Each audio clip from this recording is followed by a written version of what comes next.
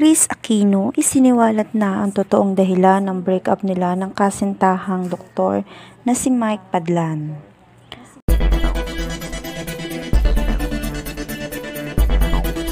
Usap-usapan ngayon sa social media ang balitang hiwalay na sila Kris Aquino at ang sinasabing boyfriend nito na isang doktor o mas kilala bilang isang Dr. Mike Padlan.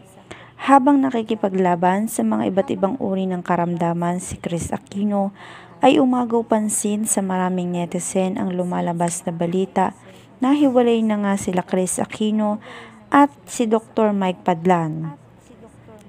Hindi naman itinanggi noon ni Kris Aquino na hindi na siya muling magmamahal matapos ang breakup nito kay Mark Lebeste. Itinanggi rin ito na ito ang dahilan kung bakit sila naghiwalay noon ni Mark.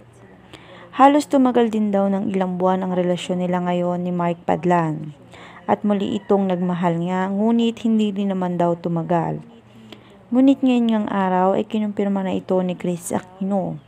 Sa kanyang social media account ay ibinahagi nito ang pinagsamahan nila ng doktor, kung saan ay ito pa raw ang isa sa nagbigay sa kanya noon ng lakas ng loob upang mas labanan ang kanyang mga nararamdaman. Madali raw silang nagkasundo at lalong mas nahulog daw ang loob nito dahil bilang isang doktor ay nakuha raw nito mismo ang loob niya dahil na rin sa mga sakit na kanyang pinagdadaanan noon. Matiwasay naman daw na natanggap nila ang desisyon ng pareho nilang magdesisyon na maghiwalay. Nagpapasalamat naman si Kris Aquino dahil kahit sa maikling panahon na pinagsamahan nila ay naramdaman nito ang senseridad ng doktor sa kung paano siya mahalin nito. Sadyang may mga bagay lang daw na hindi natatapos sa happy ending kahit na raw ang relasyon nila ay napuno ng mga espekulasyon at haka-haka mula sa maraming netizen.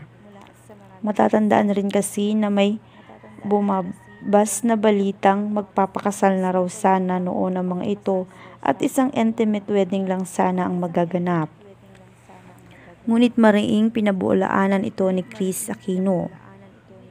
Isa lang daw ang naging malinaw sa kanya, ay yung naging masaya siya kahit sa maikling panahon ng kanilang relasyon ni Mike Padlan.